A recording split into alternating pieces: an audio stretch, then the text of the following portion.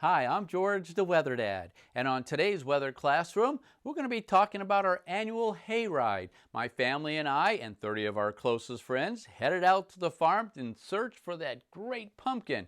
What we came away with, well, you can see here, not only did we end up with pumpkins, but we also have gourds and squash. Now, while out there, 3 of my biggest fans, that would be Addie, Luke, and Jake, asked me a very good question. And that question is, what's the difference between a squash and a gourd? Well, I hate to say this, but there's really no difference between them. They're all basically in the same family, but we do use the terms in different contexts. So for instance, these are gourds. They're usually smaller. We can eat them, but they're very bitter, not very sweet at all, but they're usually grown for decorations, as you can see here, for tables, and they do, of course, last a long time. When it comes to the term squash, we give that word to something kind of like this, like spaghetti squash or acorn squash. And that's because they are sweeter and the skins are thicker, so we can do a lot more with them.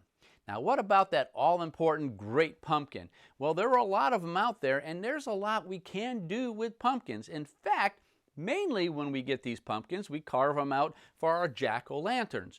But what about pumpkin pie? I love pumpkin pie, but we don't use the big ones for pumpkin pie. For that, we go for the pie pumpkin. We want the real small ones. They are a little bit sweeter, and there's a lot more we can do with the rind or the trim around it. Now, so for instance, if you're looking at making your own pumpkin pie, what we do is you cut off the top and take out all that goop that's on the inside. We don't use that for the pie. What we use is what's right around the edge. We cut them up in small pieces, then you boil them and you smash them, and you put a lot of spices in there, and that's what makes the pumpkin pie so good. And that's what we end up with. And that is, in fact, again, one of my favorite pies, pumpkin pie with that all-important whipped cream. But don't be in a hurry to get rid of the seeds. Well, the seeds are actually pretty good as well. You can roast them. So what you do here is that you clean them up, take all those stringy things off of it, and then what you do is try to dry it a little bit.